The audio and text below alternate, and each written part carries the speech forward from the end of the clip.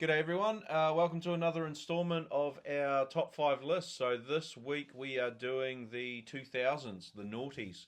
So basically, to qualify for this list, it's got to be produced between 2000 and 2009.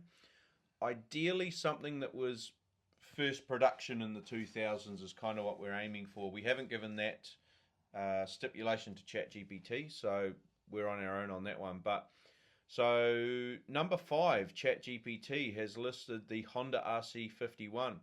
So SP1, SP2, undoubtedly lots of racing history. Beat Ducati at their own game in World Superbikes. So the information they've pumped out is the RC51 was Honda's answer to Ducati in World Superbike racing. Unlike Honda's smoother inline four bikes, the RC51 used a big V-twin engine with tons of character and a deep exhaust note. No doubting, iconic bike from the 2000s. Mm. I mean, even the base model VTR 1000 was a cool bike, but Yeah, that's just a whole nother level. So yeah, yeah, yeah. Totally different kettle of fish than the normal Firestorms, but yeah, iconic bike nonetheless. So no doubting that. Should we do your list or my list first?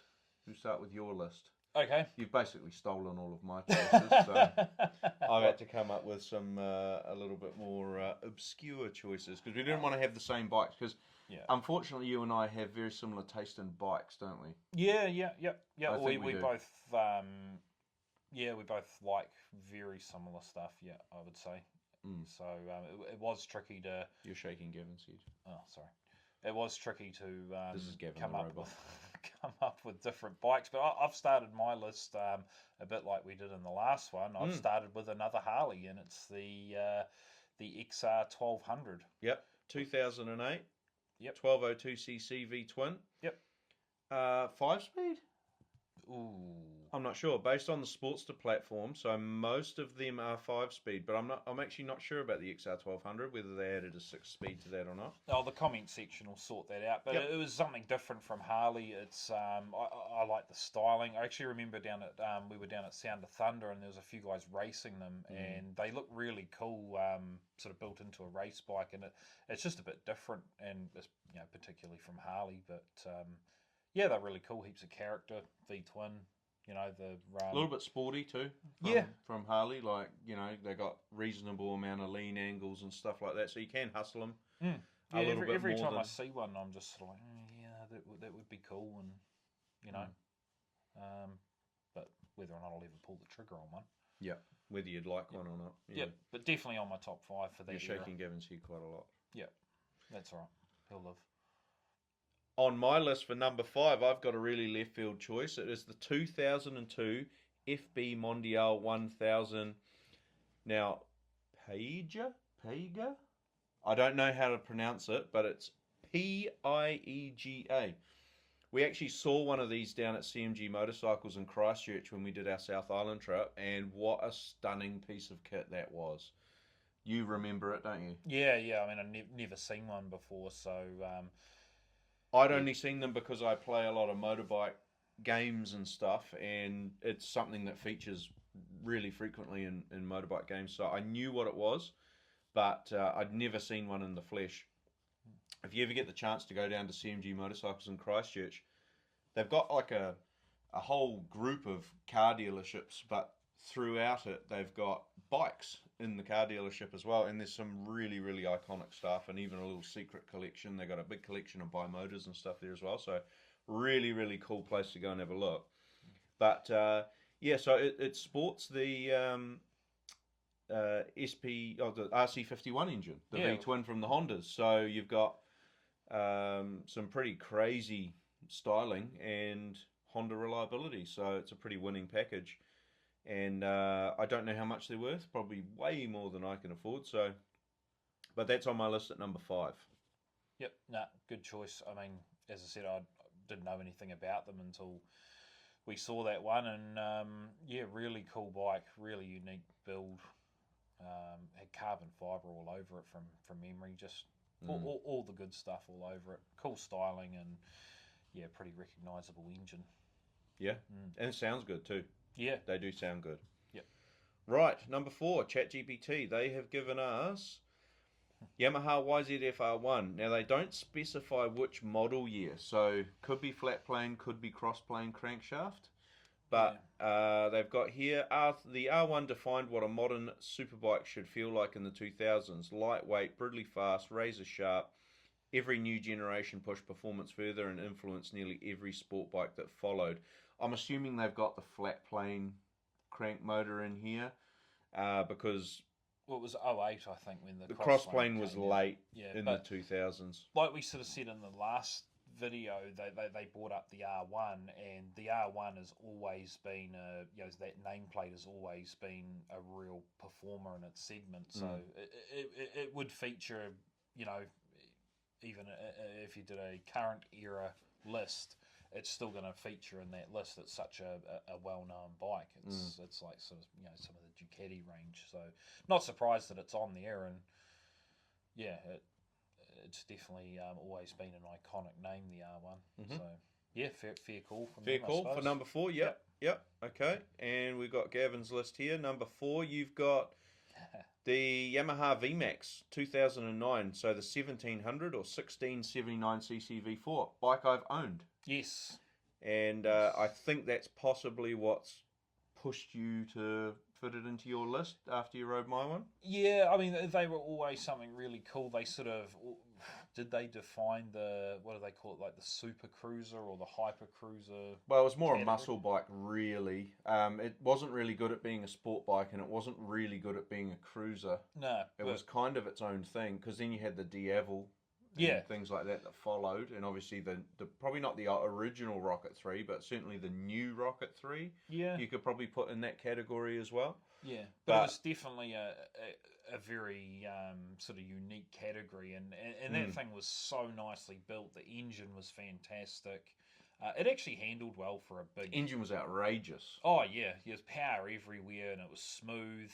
I just remember the finish on it was really nice. I mean, the one you had was a particularly good example. Mine was a 2014, so a bit later in the production run with those, but basically the same bike. Yeah, they came out in about '09 and didn't change. And they weren't that badly priced. I remember they were like low 20,000s when they came out, and for what was near 200 They're probably horsepower. more expensive now than they were new. Yeah, well, you paid, 26? Yeah, so yeah. 25? I think I paid 25 and sold it for 26 and a half or something like that. Yeah.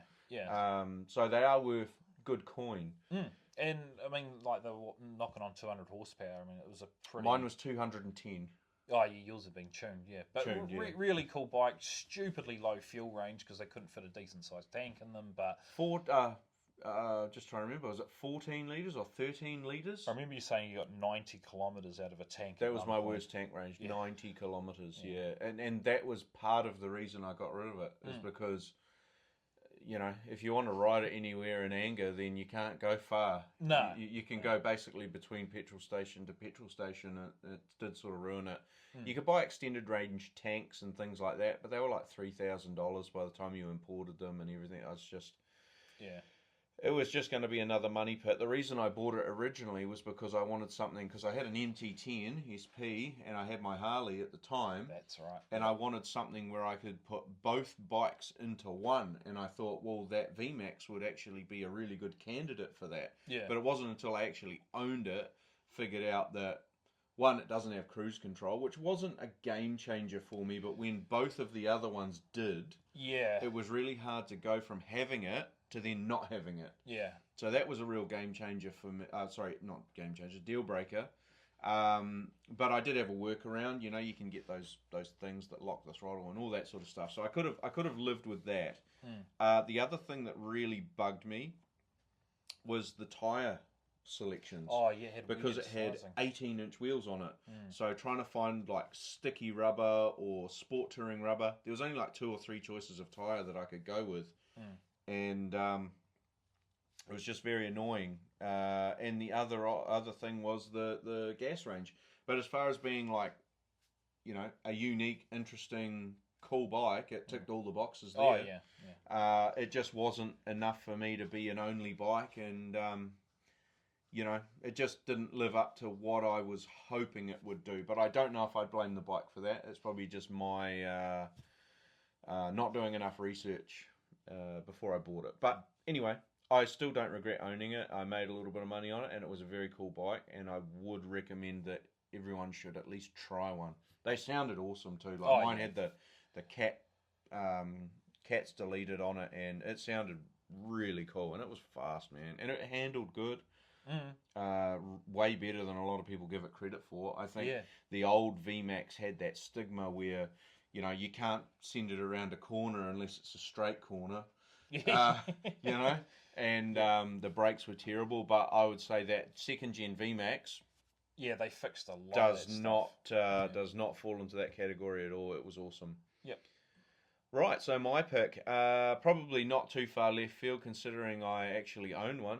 2005 MV Augusta Brutale 749. I've said it before and I'll say it again.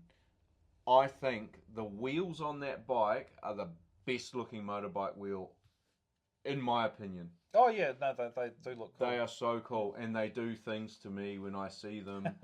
And we're not going to talk about that, but I'm just going to say that I'm sold. That rear wheel is gorgeous, beautiful, and the F4, the full superbike, does have the same wheels, but not usually in that bright silver colour. Yeah, they bronze them or something. They're a darker sort of gunmetal colour, which still look really good, but nothing on that silver. And I'll put up a picture. You can see the picture of the rear wheel. It's gorgeous, and the whole bike is gorgeous. I mean, you know, you buy a naked bike because you think it's going to be more comfortable. That's not really the case here. You know, the riding position is slightly more comfortable, but it's quite a punishing bike. The suspension's hard. The engine runs like a two-stroke. It's got the biggest power band of any four-stroke engine I think I've ever ridden. Shortest power band. Well, you know, like the biggest sort of crossover, I suppose, is what I'm trying to say. Like, you know, nothing, everything. Yeah. And revs quite high at open road. I mean, it's a go out, fang it, you know, but the airbox noise is unreal. Like, unlike anything I've ever heard. I have to get a microphone and put it on the tank one day just so I can try and capture it. Yeah. It sounds so good. Yeah. Not surprised at all that I've got that on my list. I love it. I just love an MV. I can't. It could even be my favourite mark. Yeah, I mean, like I don't think they've ever built an ugly bike at all. They're definitely one of the best. I can't think of one. No. Even their sport touring bike, was it Turismo Veloce or something? Oh, they call that? A friend of ours, Paul, had one.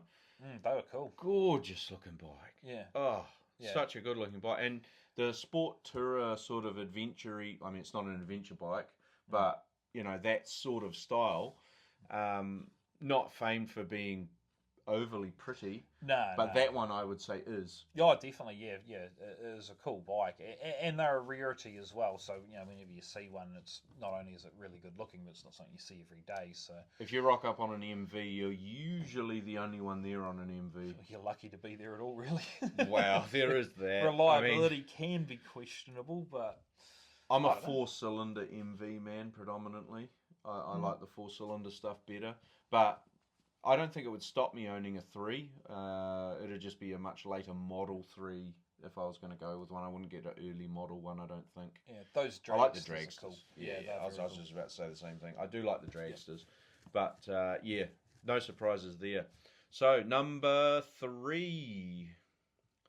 What have they given us? Number 3. Hayabusa. Yeah. So, this actually made our... Did it make our last list as an honourable mention? I think it might have been an honourable mention. I mean, they kicked off in the 90s and obviously hit the scene pretty hard. So hang on, I've got the list from the 90s here. Yeah, it was an honourable mention on the last list. So, you know, they were sort of a late 90s bike. They weren't. I suppose they got more and more popular in the 2000s though. So the little spiel they've given us is the Hayabusa was a cultural phenomenon introduced just before the 2000s. It dominated the decade with its reputation for outrageous speed and power, became the king of highway pulls, tuning culture, and top speed bragging rights. no denying that. I think the ZX14. It wasn't until the ZX14, which came out in about 2006 from memory, Yeah. that anything even got close to knocking it off the top. Yeah. Yeah. So over half of the decade, it was the dominant force, and then it was just constant back and forth throughout the years with those two. So. But they still are. I mean, you look at drag bikes today. You know, the Hayabusa is a really popular choice for turbocharging and stuff like that. You know, guys that are building Top speed runs, straight line bikes, that they're a really popular choice. They've gained a massive following, and they do deserve all the accolades they're given. You know, they've been massively popular from the day they came out, and they're actually not that badly priced. New one's like 28 grand or something. Yeah, they are It's cheap. a shitload of bike. Well, I suppose that engine has been carried on for so long that, I mean, typical Suzuki. Well, yeah, true. They do carry them on for a long time, but I mean, you know, just the manufacturing process, they can just get things cheaper and cheaper and cheaper and cheaper and cheaper. Yep. And it's a good, strong engine. There's no reason not to. A lot more tuning potential than the ZX14s as well, because they actually had like a three-piece engine design. So rather than having a cylinder block with a cylinder head on top, like a Harley, you can actually take the cylinders off. And put new cylinders on. Oh, okay. Rather than having to do the sleeves. Yep. So a lot more tuning potential. Basically, what it meant is if you could make a different size cylinder sleeve, you can just rebore the whole bike. So you don't have to bore the cylinders and get the pistons made custom. You just throw that away, buy a kit, boom, boom, bigger engine. Yep. So, you know, almost unlimited tuning potential. And Patrick, I don't remember his surname off the top of my head, but at the New Zealand Land Speed Trials this year, I went to and on my ZX14 standard one. He had a turbocharged Hayabusa, and he set a new land speed record at 381 kilometers an hour on a turbocharged Hayabusa. That's madness. He reckoned it was about 450 horsepower. Yeah, but crazy, crazy. I mean, you know, I'd love to give it a go, but yeah. Way different level to what I was trying to achieve. Yeah. So yeah, Hayabusa definitely deserves a spot on the list, if not an honourable mention. So I'm gonna say even at number 3, it's there's nothing wrong with that choice. Gavin, so you've gone for a 20. Was it a 2010 or they 2010 R1? So that's specifically because of the styling. Those little bug eyes. Yeah, they've got that sunken in headlight where they sort of got rid of almost like they pulled the covers off them. They're just they're one of my favourite looking sports bikes. They've got a very angry look to them. They have the cross-plane engine. I know the list we sort of set up to 2009, but this is close enough. 180, just over 180 horsepower. Just really cool. And the noise. Oh yeah, you can't like the cross-plane CP4 engine's probably one of my favourite sounding bikes, like right up there with the like the V4 Aprilias and stuff like that. I'd say those two. It'd be a toss up between the two, and depending at what RPM we were talking about, would depend at which engine I preferred the sound of. Yeah, it's also they just have a very angry front end on them. So I mean, I wouldn't even fit on one, but I'd still buy one. You know, be as uncomfortable as hell, and I'd never ride it to its full potential. But just based on the way they look, the way they sound, and as we mentioned before, the R1 always has an iconic status in the superbike world. So I'd happily have one. No matter what decade you're talking about, since their introduction, they've been a top player, right? I mean, it's possibly the 2020s would be the only decade I'd say they haven't really. But since Rossi got off one. Well, there's that, but I mean, you know, 2015 was when they brought in the latest generation, and I don't think they've done another generation. They did the R1M, but that was still 2010s. Yeah, it was just a nice. I think. Yeah, it was just a Gucci version of the normal one. It wasn't a redeveloped bike. So yeah, maybe. Well, they've brought out a V4, haven't they, in their GP bike? Possibly, but I haven't. There's nothing in the road segment that I've seen yet. Yeah, maybe there will be a new R1 with a Could be V4 on it. That'd be interesting. That'd be interesting. As long as it sounds as good as the old one. Wow, a V4 would be hard to make it sound terrible. Yeah. I mean, unless you're Ducati and you're trying to make it sound like a V-twin. Yeah. Like, you know, it's cool, but it's a V4, man. Yeah. It'll sound like a V4, dude. Yeah. But anyway, So that was your number 3. My number 3, sort of a left field bike for me, and this might be one for our mate Clinton. I think he was interested in hearing one of these on our last list. Yes. So now there's a very specific reason that I've gone for this bike, and it is because of the blue exhaust manifold. When I was a kid, and even now, as you can probably see on the walls behind me, I got pictures of the Britain throughout this entire room. I love the Britain. It's my favourite bike ever. But these segments, we're focusing on road bikes. Yeah. So we might do another one where we look at our favourite race bikes throughout the... Hey, that'd be cool. Could do. Favourite race bikes of all time, top 5 lists. Yeah. I think we should do that. Well, we could have a look at it. Okay, yeah. Once we finish the road bikes, we might look at doing that too. So this bike had blue exhaust headers, and that was just the coolest thing because the Britain had the blue exhaust headers. Yeah. So this is the 2002 Buell X1 Lightning. 1203cc based on the Sportster platform, but had the Buell treatment and hotted up a little bit. But as far as the look and the sound of this thing, just wicked. And specifically that model with the blue exhaust headers is yeah. The rest of the bike could be absolute crap, but as long as it's got that exhaust manifold. If I bought a Buell X1, I would specifically go and get the exhaust headers done in blue because that's what I want. Yeah, and I like them for the same reason. You know, I like that XR 1200. You know, it's the Buells are really cool. I like the way they look. Even the engineering with that big single front rotor. So instead of having 2 rotors, they went for a massive perimeter single disc, with the idea being that you actually end up with more surface area. It's only one single disc. I don't know if you end up with less rotating mass with one single disc. I mean, they're quite heavy, those discs. It's one caliper as well, so there must be a weight saving. Yeah, but the caliper's not spinning. No. Oh, sorry, rotating mass. Yeah. No, I mean just mass overall. I think they were an 8. Well, I don't know about that generation, but they did have like an 8-piston brake caliper on them. They had the oil was housed in the swing arm of the bike, so they were a dry sump engine like in the Harleys, but all of the oil was actually held in the swing arm of the bike, which was quite cool. The fuel was actually in the frame rails. I don't think this bike was... No, they had a tubular steel Actually, frame. yeah, this particular bike, I'm probably talking about a later model. The XB12. I think I'm talking about a later model, so... yeah, look, forget everything I just said because it's possibly wrong.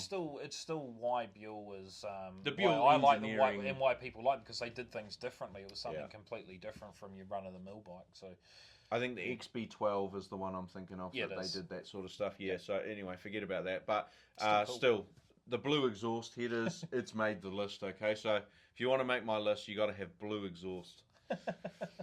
Right, number 2, ChatGPT. Let's see what they've got for us here. So, definitely hard for me to argue with this list. Yeah, even I wouldn't argue with that. I think that, well, this made my number 1 in the last. Oh, yeah. In the last. Just creeped in, qualified for that list, didn't it? Just scraped in. So the MV Augusta F4. So this is the fully faired version, not the naked bike I've got. But the F4 was less about practicality and more about desire.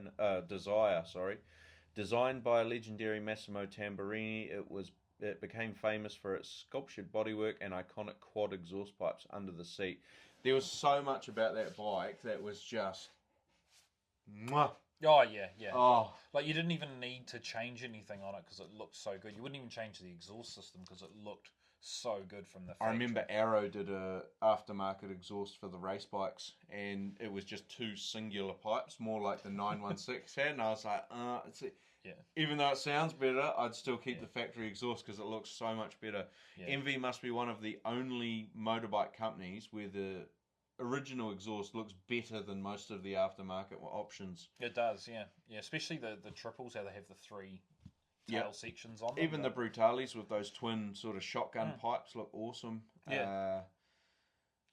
Yeah, I don't know. I can't argue with that. Just the most gorgeous bike.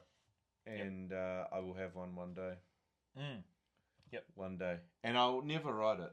I'm not interested in riding it. I'll ride it for you then, if I can fit on it. I don't care if I get to ride it or not. You know, people spend $50 million on artwork and they can't even start it up or ride it. Yeah, yeah, well, that's true. I tried to start the Britain on all my posters. Doesn't start. Doesn't work. You know, I wouldn't care if I ever wrote. I wouldn't care if the engine was exploded and I could only look at it. Wouldn't care. No, fair enough. Yep. Anyway. No, I don't disagree with that call from ChatGPT's actually doing all right. Yeah, they are actually. They are doing all right. Okay, so you've got the RC51 VTR SP1/SP2. Yep. 2000 to 2007. Basically dominated Ducati at their own game in World Superbike. Ducati was running the roost with their V twins. So I believe the SP1 was bought out to tangle with the 916. Yeah. And then the 916 was on top of the roost. The SP1 came out. That smoked the 916. Then the 999 came out. And the 999 was beating the SP1s. And then the SP2 came out as the answer to the 999s. Yeah. I believe that's how it all worked. Yeah. The SP2 was just more of a refined version. I think they were a bit lighter and... I'm talking race bikes there. Yeah. So, yeah, I mean... We've spoken about the SP1s and SP2s before. Really iconic bike from Honda. Lots of racing history. Did very, very well at racing and achieved everything they set out to achieve with that bike. Yeah. Those bikes, I should say. Yep. And very, very collectible nowadays. Yeah. Particularly the SP1s. I believe that they're actually worth more than the SP2s. Yeah, I think there are lower build numbers on the SP1s, I think. Be, yeah. And maybe they had the better... success in racing because you know with some of those bikes that's what sort of boosts their value a bit really. But both very cool. I mean you know a good one you 25-30 grand for a nice one, for a really nice one probably. I saw a really nice one for 20 but they're the sort of thing that doesn't come up very often, so you kind of depends how long you want to wait for one is what you pay. If you want to wait around for a good deal, then you just got to wait around. But they are out there. You just got to find them. Right, my choice for number 2. Different one. I don't even know that you knew this bike existed, did you? No, I was thinking when you said HP2, I was thinking of a different model. You gave it up. Oh, sorry. Okay, so it's the 2008 BMW HP2. So what this bike is, I believe they had a race series for this bike. Very, very rare. You don't see these come up very often at all, and they're big money, and they're a really bizarre bike. So they've got a telelever front end, Öhlins suspension front and rear, carbon fiber bodywork, race dashboard, but they run a Boxer twin. With shaft drive. Yeah, that was the bizarre thing. Like, real lightweight, but still managed to get 180 kilos with a shaft drive. It was pretty impressive. Yeah. Well, you look at it and you think with carbon fiber bodywork and all that, I don't know what the fuel tank's made of, but like everything is made to be light, but then they put a shaft drive on it, which is inherently heavy way of doing things. Low maintenance, but heavy. So imagine what it'd be way with a chain. Well, yeah, I mean, they could have gone that way, but BMW's always sort of, especially with their Boxer engines, might be able to save yourself 5 to 10 kilos if you were chain driven. But anyway, every gram counts with racing. Absolutely. 1170cc Boxer twin, 130 horsepower. For their time, they were a pretty impressive bike, but very different. Yep. Yeah, cool looking though. Yeah, they are cool looking. Neat looking bike. Yeah, they are. Yep. Right, number 1 for ChatGPT. Let's have a look. Oops, wrong one.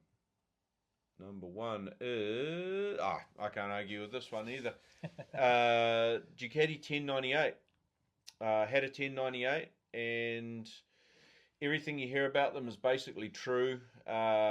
It's like... We're riding a fast Ducati is like riding a bull. Riding a 1098 is like riding a saddle bronc horse. Yep. Much more violent. It's anyway. Released in 2007, the 1098 felt like a return to classic Ducati superbike form.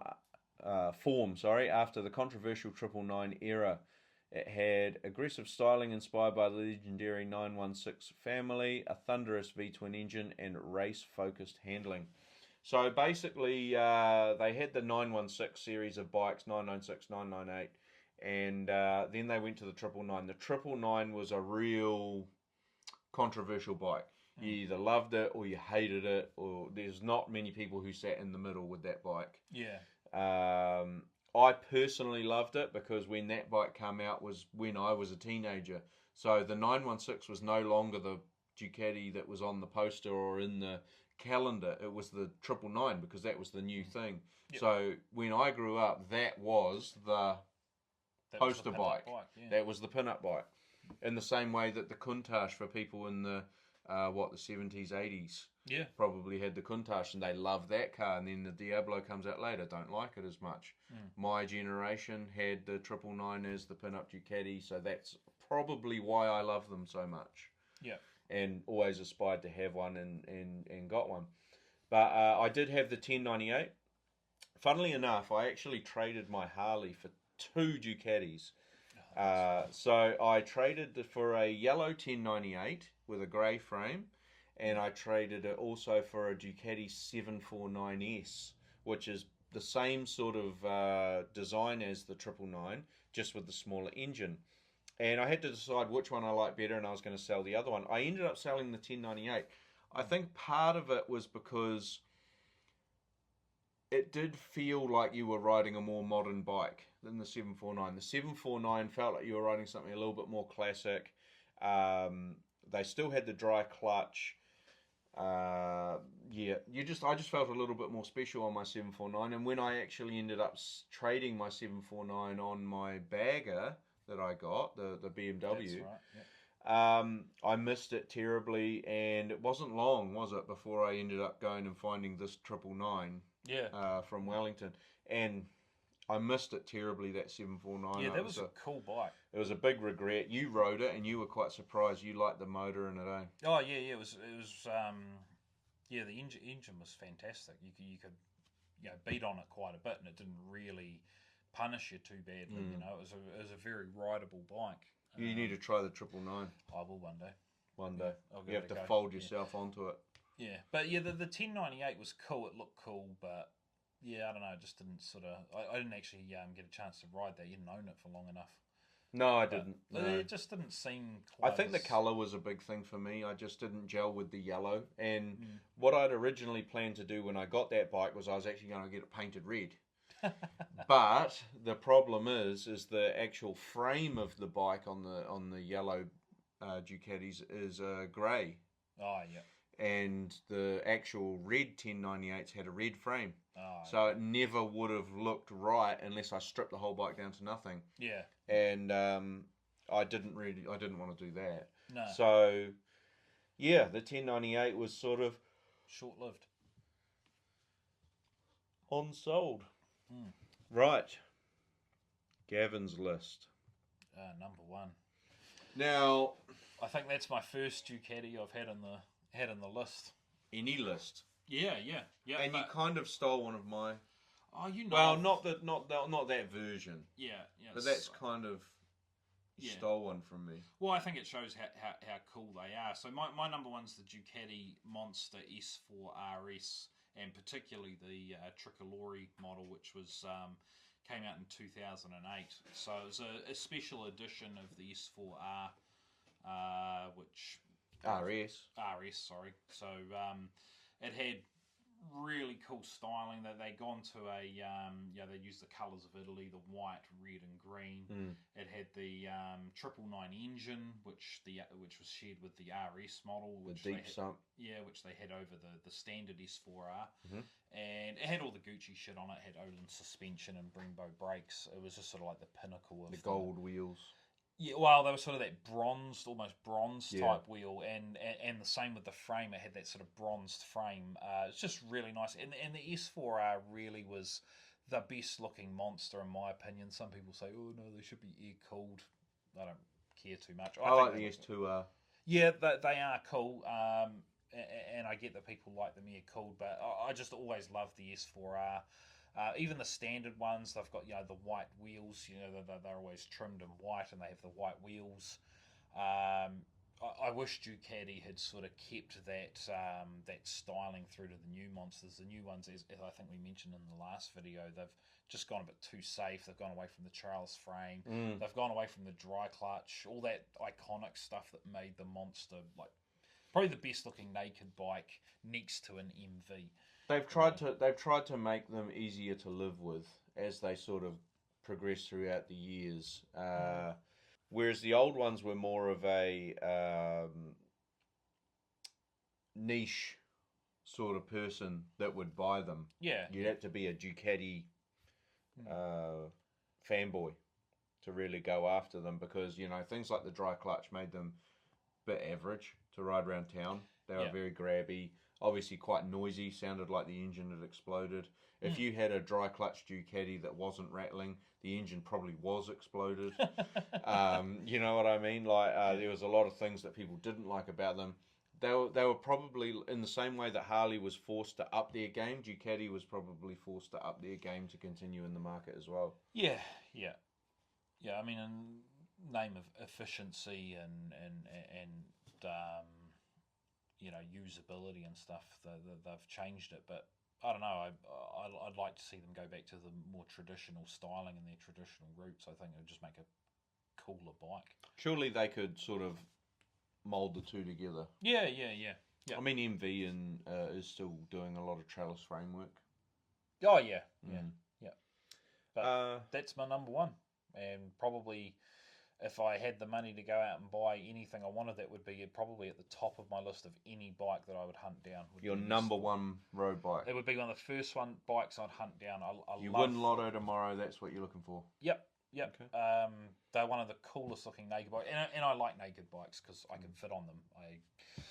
I'm generally too fat to fit on a proper sports bike, and cruisers aren't necessarily my thing. So yeah, I do like the naked bikes. I think they're although you do want a Super Glide and an XR 1200. Oh yeah, they're on the list, but they're not on the top of the list. They're actually both number 5s. So true. But what do you got for number one? Number one. So this is a Lotto win bike. 2007 Ducati Desmo Sedici. So outside of the 500cc two strokes, probably the closest thing to a full-on GP bike for the road. Yep. So like you had your RG 500s, your RZ 500s or RZV 500Rs, which were your GP replicas from like the 80s. Yep. From there, right the way through, they never really had anything that was close to full on, right? The Desmo Sedici was about as close as you could get to a full-on MotoGP bike that you could ride on the road. Yeah, and it was exclusive. They were exclusive and they were expensive. I remember when I first started riding, would have been somewhere around about 2013-ish. All right. And they had a Desmo Sedici in the Ducati shop in Auckland, and it was 80 grand then. Sure. So, I mean, they're probably 100, 120, something like that now. Yeah, well, they haven't really lost value, have they? No. They've probably... I wouldn't say that they've gone up massively in value. They've probably just stayed with inflation. Yeah. Hold their value. But your buyer's market for one of them is pretty thin. Yeah. Like, not a lot of people got that sort of money for a motorcycle. And if you do, then I have seen congratulations. One. I have seen one. Yeah, well, Guy and Palmy's got one. Oh, yeah, he does too. Yeah. Didn't they have the exhaust that sort of poked out behind where the pillion seat would be? They actually poked If you had a upwards. pillion seat on it, you'd be getting a hot body. Yeah.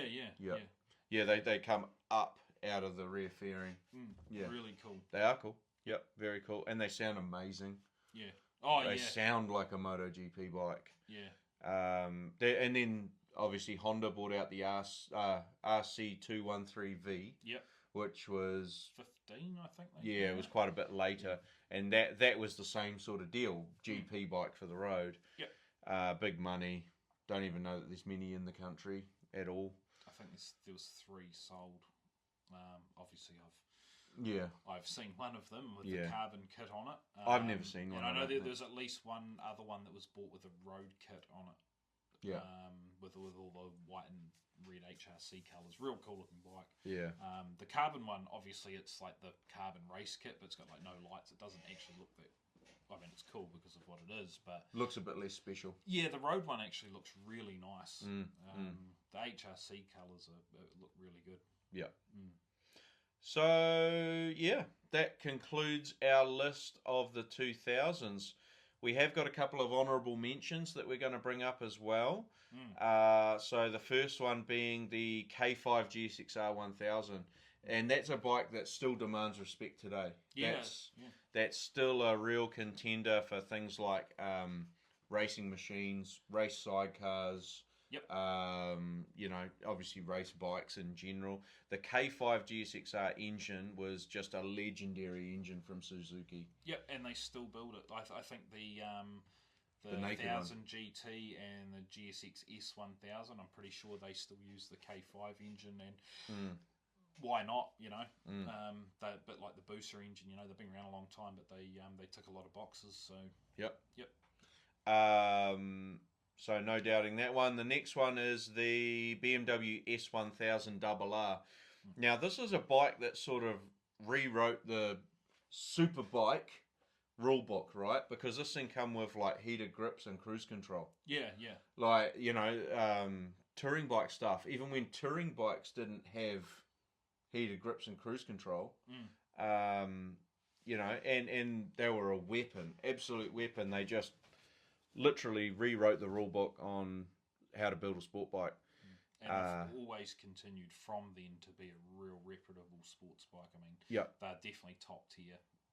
Absolutely. At the moment, and have been for a long time. Even if you went out and got an S1000RR from like 2008 and took it racing, it would be very competitive still. Yep. Very, very competitive. Really, really good bikes. I've also added the Triumph Daytona, the 675, because this is a bike that rewrote the rule book for the middleweight category. Yeah. They were just, when they come out, even the Street Triple with the naked bikes, when they come out, it was just top of the list. It was almost not worth watching a middleweight naked test for about 8 years. Yeah. Where it was just, you knew what was going to win. Yeah. Every time. It was always the Triumph Street Triple, the Triumph Daytona. They had the MV triples out in and around parts of that, but they had sort of fueling issues and a few little things, few niggly things. But the Triumph Daytonas and Street Triples just blew away the competition for years. Yeah, and like when Triumph put their minds to it, they built a really, really good bike, and that's purely an example of them doing what they do best. I've got a Street Triple. Yeah, and it's a good bike. I actually prefer a Street Triple to a Speed Triple. Yeah, fair enough. Personally. Yeah. Yeah. I haven't actually ridden a Speed Triple before. No? So I can't comment, but I've ridden that, and it's it's good. Good bike. The V-Rod. Gavin's list, eh? Old V-Rod Gav. I can see Gav on a V-Rod going out there, blazing up the streets. the bike that revolutionised the rev limiter. Can't not mention the V-Rod. I mean, like, love them or hate them, they've got iconic status in New Zealand at least. I mean, the Americans didn't really like them, but we've embraced them. And you're Germans. Yeah, well, Germany loves the V-Rod too. Yeah, well, there was a Porsche influence in the engine and so on. But either way, I actually, I think they're a cool bike. Apparently, the only Harley with metric fasteners. Yes, and I think half the bikes. So you got to have 2 toolkits. That's probably why they hate them in America. Yeah. But no, I like them.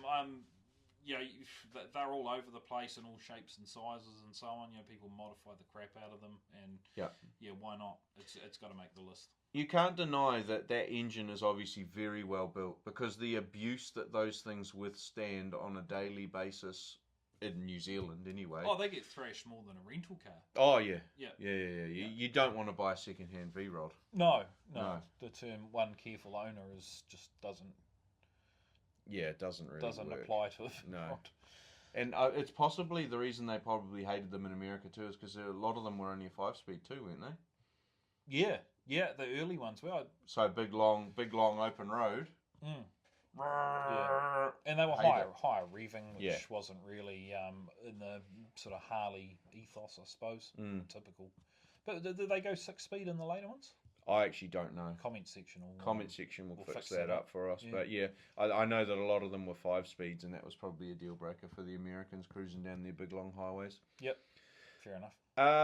SV650. So Gavin wanted to add an SV650 to the list. I mean, no doubting that they got a lot of racing. They're one of the longest serving platforms, like for a learners. bike that you could learn on, you could then go and take racing. There's an unlimited support for them for aftermarket parts. Reliable. Yeah. Oh yeah, they're like the Toyota Corolla of the bike world, and I think they deserve a mention for that. They actually came out in the late 90s. They've been going for over 20 years with, they changed. They went to fuel injection, and they did a twin spark engine and stuff. They're like little changes, but the main platform has stayed virtually unchanged, and they're reliable. You beat the crap out of them. They're easy to live with. I'll borrow some figures. Yeah. They're just a good all round bike, and they look kind of cool too. They sort of copied the monster platform. Yep. I just think they deserve a mention. Yep. If I was learning to ride all over again, that's probably the bike I would start on. I'd probably do the same. It'd be that or an MT-07 or an XSR 700, I think, for me. Probably an XSR 700 I might look at. Or one of the CB 650s. Yeah, just because I love the exhausts. Yeah, they are cool. Those are a lot cheaper though, and I think that plays a big part for a lot of beginner riders. So, yeah, because you're probably going to drop it, right? What is it? Go buy a 650 V-Strom, kill it to death, and trade it in on a new 650 V-Strom. Don't say what they actually said.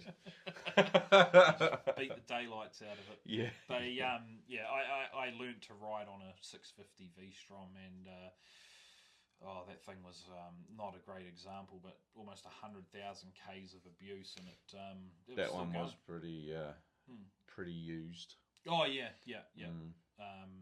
But it had a past. Oh, it did. Yeah. Yeah. All right, guys. Tell us what we've forgotten. I'm sure we've forgotten a few. There's plenty of other bikes that we would love to add to the list, but we've got to narrow it down to our top 5 and a few honourable mentions. Otherwise, this video will be going all day. We should actually do one of these live one day. Oh, no. Pick up a little bit of traction, do one of these live. People can throw us comments. That'd be kind of funny. No? No, I don't like that idea. All right. Yeah, they'll slowly figure out how much we don't know about motorbikes. we can't edit it. Yeah, there's probably only a couple of cuts for yawns and you tapping on the table or something. Yep. So it's been pretty good. It's not too bad. And I think there's been a lot less ums in this one, which is good. Yep. So thank you very much, everyone. Hopefully you enjoyed that list of ours. And what should we do next? I'm thinking we go back a bit. Go 80s. Yeah, like we could do 2010s maybe, but I think let's go back. Yeah. Let's go do 80s, 70s, maybe even 60s. That's where my knowledge is getting pretty thin. Yeah, 60s have been no good for me. 80s I'm alright. 70s I could probably make my way through it. Yeah. But 60s would be a bit of a struggle. Then I think we'll come back up, do the 2010s. Do 10 onwards or something like that. Yeah, maybe 10 onwards, and then we might look at some favourite race bikes. I'm actually quite excited to do the favourite race bikes, because you know what I'm having as my number one, and you better not steal it. I don't know. Oh, the Britain. The Britain. Oh, of course. You can't have the Britain. No. Oh, there's a spoiler alert. Yep. The Britain's my number one race bike. Fair enough. Yeah, shock, horror. Who's surprised? Yeah. Right. Okay, thank you very much, everyone. We're going to sign off, and we'll see you next time. Hopefully you enjoyed. Give us a like, follow, subscribe, hit the bell, send us money, all that stuff. And buy some merch when we have it. Are we doing merch? Well, eventually. Okay. I don't know when they're going to be Then watching. I don't this. have to wear this Honda hoodie all the time. No, I'll give you a deal. I'll do like 5% off All right. for you. Cool. Yeah. Okay. Thanks, team. See ya. See ya. Bye.